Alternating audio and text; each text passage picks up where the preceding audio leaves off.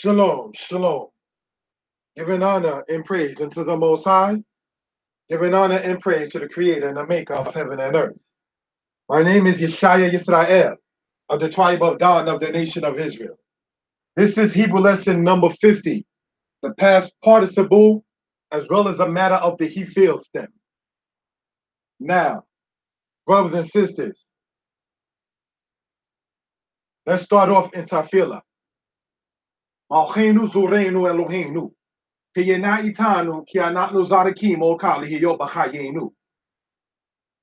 Brothers and sisters, let's continue in this particular aspect. All right. Now, what you're looking at right here, okay, where it says past part means past participle or past participle. The arrow leading to the Hif'il.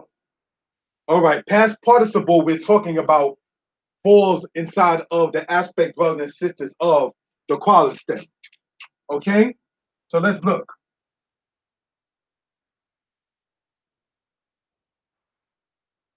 You have the word shamur and the word nishmar.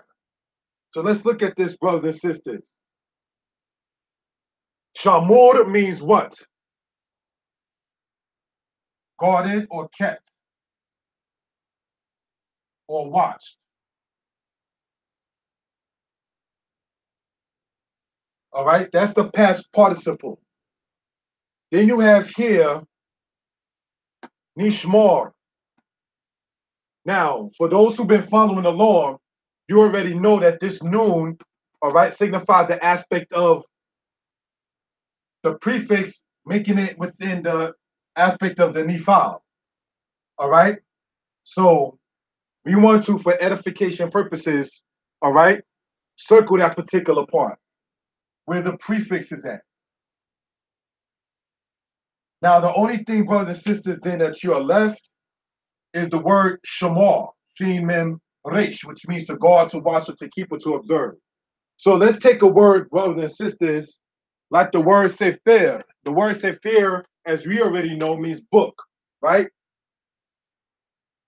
So you would say, for instance, ha-sefer shamor, the book is watched or the book is kept. You can also say ha-sefer nishmar, both of them meaning the exact same aspect. Because in the Hif'il stem, shamar becoming nishmar basically means what? To be guarded or to be watched. And so when you're dealing with the past participle under the qual stem, it falls under the same meaning. So I want to emphasize that for edification purposes. All right. Any questions? Let me know in the comments. All right. Let's look, brothers and sisters, at this next particular one. You have the word here. Shakwal. All right. And I'm going to add to it.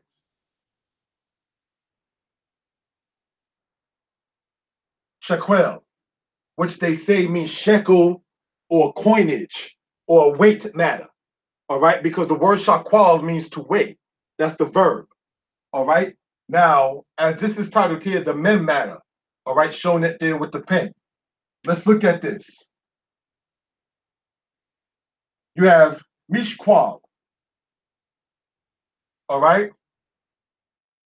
The word mishkwal in Hebrew, okay, means weight, like a weight of something.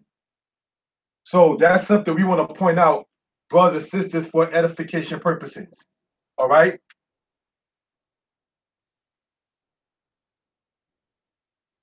So let's look, if we will, brothers and sisters, in this particular aspect. The prefix is with this right here, what I'm circling with the mem. That's why I call it the mem matter. By adding, brothers and sisters, the prefix of the letter mem, all right, you change the verb into the aspect, brothers and sisters, to a noun. And that happens quite often in Hebrew. Okay? Next part, brothers and sisters, we want to get into, all right, is the qual to the Hif'il to the Hif'il of a pay-noon verb. What is a pay-noon verb? Pardon me, brothers and sisters. Payod verb. starts with a yod. Sorry about that. Of a payod verb. A payod verb, brothers and sisters, is any verb that begins with the letter yod. As we see here, Y-O-H-D, you have the yod, sheen, bet. Yashab, because no shab becomes hoshib. So let's explain what we're dealing with. All right. Yashab means to sit. All right. No shab, okay, means to settle. Okay. Hoshib means to seat. What are we dealing with? If we remember that the Hif'il, brothers and sisters, is the causative of the qual. All right, let's understand that. And review purposes, that the Hif'il stem, all right, Hif'il, causative of qual. Okay, so let's look. Yashab means to sit, S-I-T, and Hoshib, all right, means to settle. The word noshab inside of the nif'al stem, all right, means to settle. Let's explain some rules with this particular aspect. When you have any time a payod form, that's to say any verb that begins with a yod, when you put it inside the nif'al stem, the yod drops off in a noon, signifying the nif'al, and a yod, pardon me, a noon and a waw with the kolam making the O sound comes in its place. All right, so yashab becomes no shab. All right, now hoshib, all of this is third person masculine, third person masculine, third person masculine. All three of these are shown in its root form in the past tense. Okay, so let's look, brothers and sisters, at the next one that we're dealing with. All right, the word yalad. All right, for edification purposes. The word yalad means to bear. That is to say, basically, like to have a child. All right, so if you were to say the yod, the lamed, and the dalet, and you were to put it as such, yod, lamed, and dalet, with two segulim or two segol, all right, that means child. For those familiar with Hebrew already. All right, now, yalad is the verb in this particular aspect. Now, the word nolad, all right, brothers and sisters, for edification purposes, means to be born. All right, so the yod that we see here, brothers and sisters, all right, the yod becomes a noon and a waw. The yod becomes a noon and a waw. No, just like the yod becomes a noon and a waw. That happens when you have a payod form of the verb. That's any verb that begins with a yod. When you put it within the aspect of the nif'al, the yod drops off in a noon and a kolam, making the sound no comes in its place. All right? But yet you still begin to see the lamed and the dalet, so you know the understanding and the foundation of the word itself. All right? So let's go on, brothers and sisters, and continue in this particular aspect. Here we have what? Holid. All right? The word holid means to cause to bear. Now, another word for that simply means is to impregnate. All right? So this is something we want to go over for edification purposes. So you have yalad, which means to beget. All right? You have nolad, all right, which means to be born. Nolad, T, I was born. Then you have holid, all right, which means to impregnate or to cause to bear. Because brothers and sisters, you have it to where this is the qual stem, this brothers and sisters is the nif'al stem, this brothers and sisters is the hif'il stem. So what are we going over also with this? Remembering in the nif'al, pardon me, in the hif'il stem, right? Had this been in the present tense, it would have been moshib and molid. Now, if you remember from the last lesson, number 49, I mentioned that the only time in the hif'il when you get the O sound is when the verb in its initial root under the qual begins with a yod. That's why I wanted to go over for edification purposes what we're talking about. Now, once you understand the foundation of the roots, you'll be able to break it down and expound upon it in all 7 stems. All right, because we have to remember that Hebrew, all right, brothers and sisters, goes by pattern. Okay, so let's continue on, brothers and sisters, for edification purposes. And with the space allotted, I'm going to move this so it can be seen a little bit clearer. Now, I call this part here a Hif'il sentence. Now, as in other lessons, I didn't put the vowels in yet because I wanted it seen, and then we're going to put the vowels in and explain, all right, from that particular point. Now, let's look at this right here. You have parati he'ekalti. Let's explain this, all right? You have parati, which means my cow, all right? The word par, you see that in the book of Leviticus, means bull. And the word para means heifer. You see that in the book of Leviticus as well. So now, if you have it as we already have gone over before, all right? Para, which means cow, okay? When you show the possession of it, it already being feminine, all right? The hay becomes a towel. As in the word kippah becomes kippati. Isha, which means woman or wife, becomes ishti.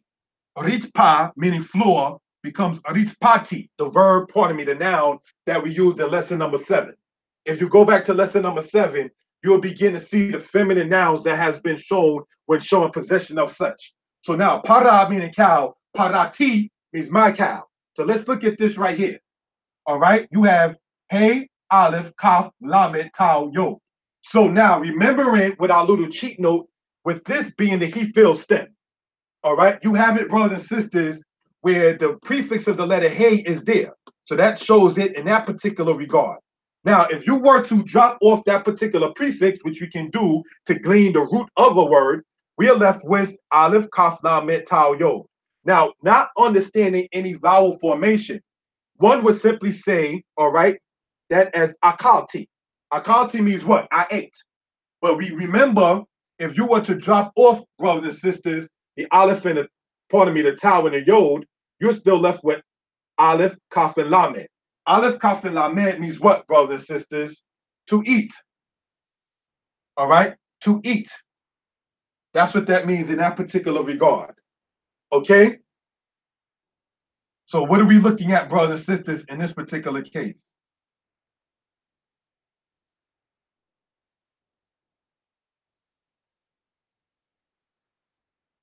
He'ekalti. He'ekalti, all right? Remembering it's the Hif'il, remembering that the Hif'il is the causative of the qual. Sorry if you couldn't see that with the board move, all right, as we went over a couple of minutes ago. That means that he'ekal means what? To feed, all right? So this literally means I fed. Parati he'ekalti. I fed my cow. My cow I fed. All right, now you know it's I because of the aspect of the suffix with the tau, the kirik, and the yod. He'echalti, parati he'echalti, which means my cow I fed. I fed my cow. All right, I'm just using that as an example. All right, maybe because I've been last month when I was on my hiatus in the aspect of the Hebrew class, I was, not to be too personal, going down south to North Carolina and so forth a lot. Maybe that's why my mind is there about cattle and so forth and so on. You understand? But let's go on, brothers and sisters, in this particular aspect. All right. We have here, using our notes from the aspect of our little form of a cheat sheet, remembering it's a Hif'il form, all right? You have this here, hey, bet, aleph, tau, yod. Now, remembering that the Hif'il is prefixed in the past tense with the aspect of the letter hey, is prefixed in the present tense with the aspect of the mem. So let's look at this right here. If you were to, as we've done over here, drop off the hey, in this form, you have bet, aleph, tau, and yod. Just as we went over the tau and the yod here as a prefix, pardon me, as a suffix, pardon me, then you have tau and yod as a suffix here. So you would then, dropping off the prefix and its suffix, we're left with bet and aleph. Bet and aleph, brothers and sisters, spell the word ba by itself, which means to come. Okay, so now you have this bati without the hey there. Bati means what? I came. Bata, you came. Banu, we came. Okay, so now when you say hey Beti, remembering brothers and sisters that the Hif'il is the causative of the qual. So if ba, brothers and sisters, means to come in a qual form, hey B in a Hif'il form means to bring. Because when you bring something, you're causing it to be brought or you're causing it to come. All right? To bring. Literally, this word means I brought. All right? I brought. Hey, Beiti means I brought. Masculine or female will say that. La. Hey, Beiti la. This is part of the prepositions with this form right here. La meaning what? To her, because the cow is feminine. All right? So, hey, Beiti la, I brought to her. I brought her. To her, I brought. All right? Mazon. Mazon we know means what? Food. I brought her food. I brought food to her. All right? Parati he ekati. My cow I fed. Hey, Beti la mazon. I brought to her food. I brought food to her. Now, if this had been a little human being, a female, you would say what? Bat, or in this case, BT, my daughter. BT he ekati. I fed my daughter. Hey, Beti la mazon. You're still saying it in that same aspect. So, be it an animal or a human, when you're speaking, it's still using the same words.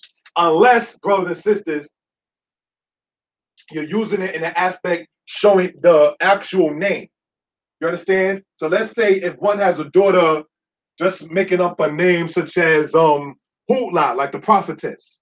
All right, you will say, "Hey, Beiti la Hutla mazon." I brought to Hutla mazon. Now in Hebrew, you could say, "Hey, Beiti ha," which means I brought her, or you can say, "Hey, Beiti la," which means I brought to her. You can say, "Hey, Beiti ota," I brought her, but that doesn't show the exact meaning grammatically which you're trying to say in Hebrew. Because if you were to just say, all right, just as this, let's just jump the gun for a second. Hey, Beiti,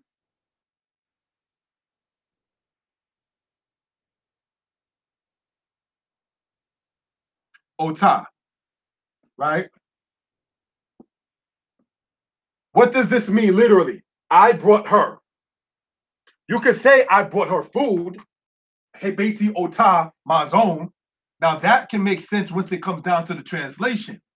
But if you're saying, hey, Beiti, Ota, you brought her where is the next question in the Hebrew mind. So if you said, as we already went over, right? Let's rewrite this. Hey, Beiti, Ota. Hey, Beiti, Ota.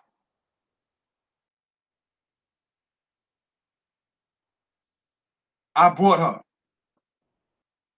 The next question would be what?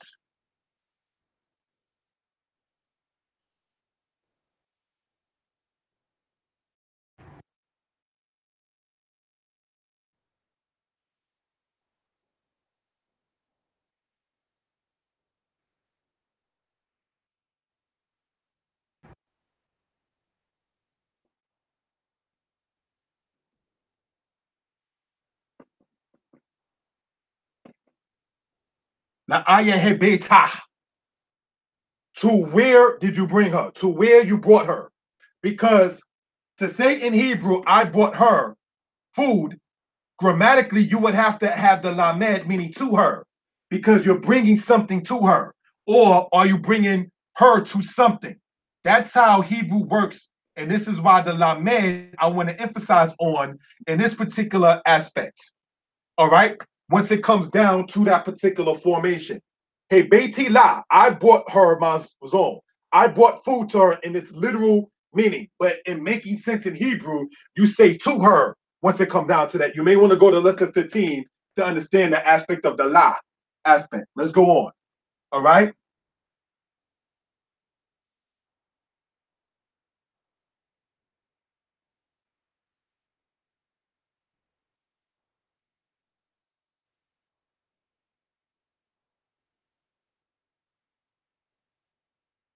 What are we looking at here? right? Bati, wehezanti ota. Now, bati means what? I came.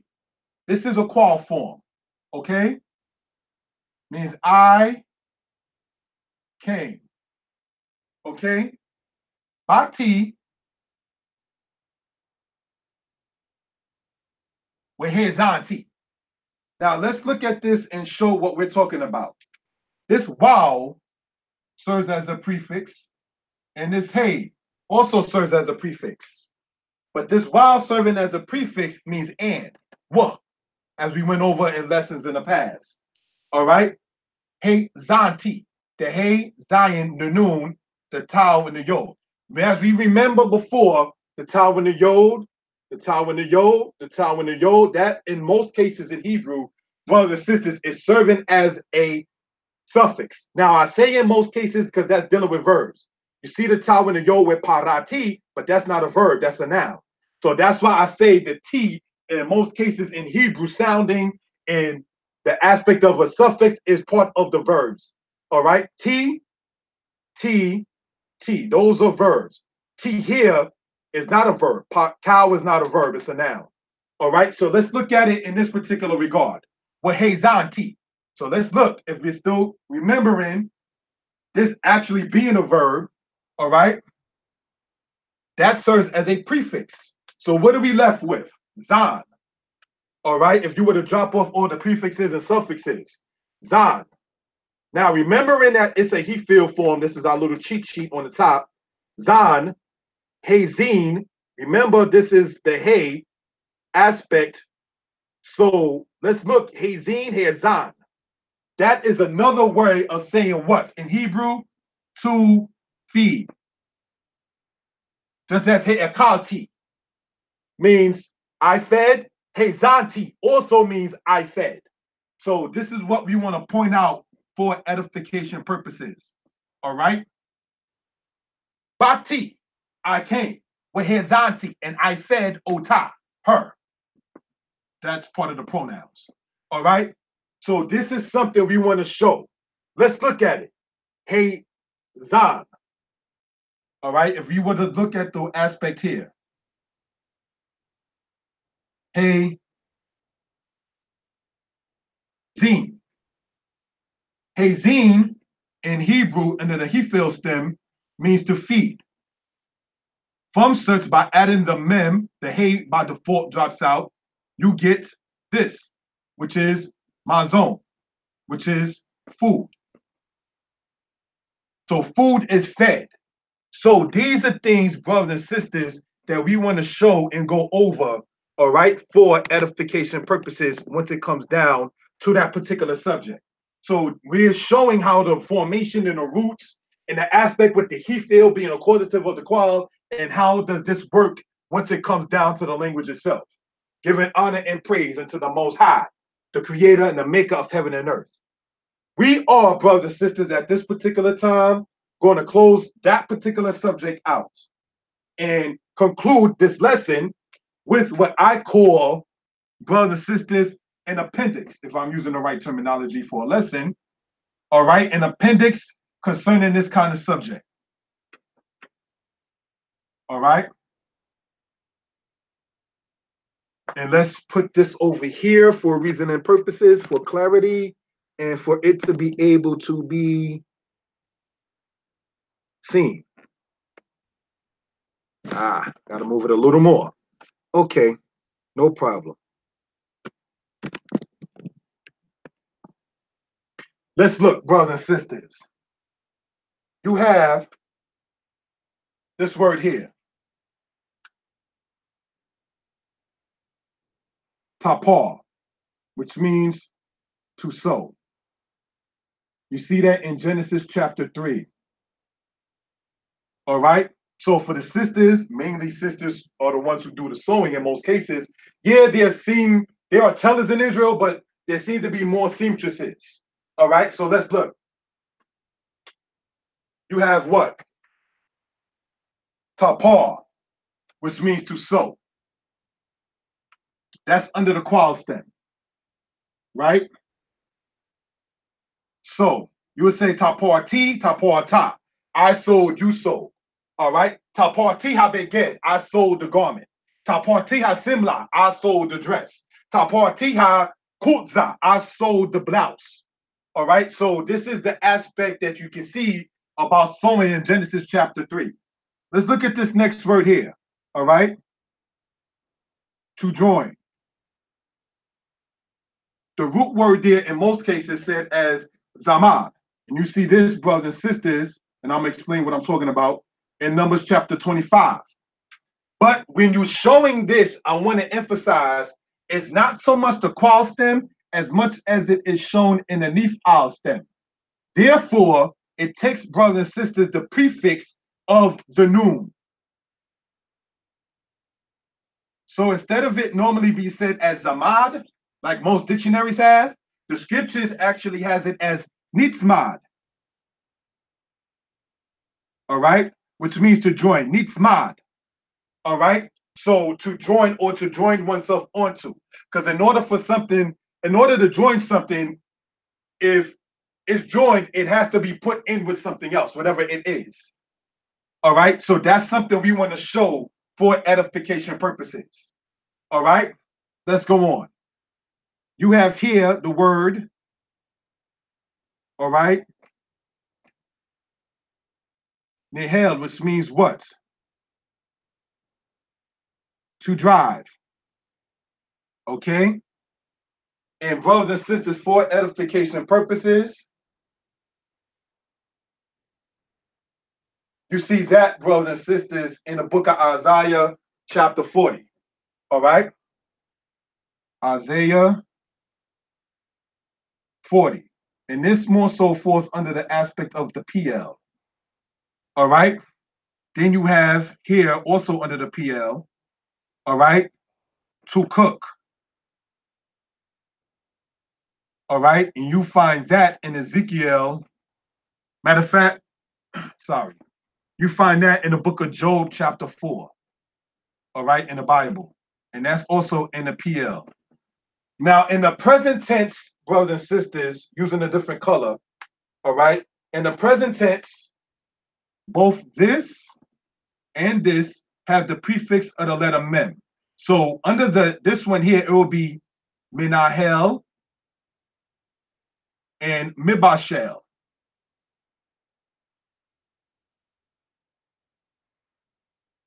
All right, so just want that to be known and shown for reasoning and edification purposes.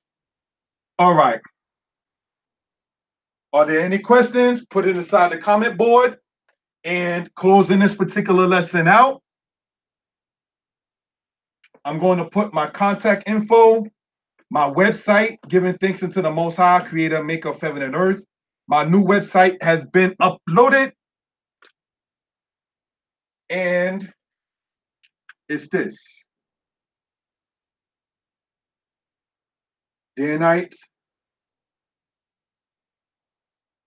publications.com. My email, Yisrael22 at yahoo.com. My number, 908-587-4841. Kashu Put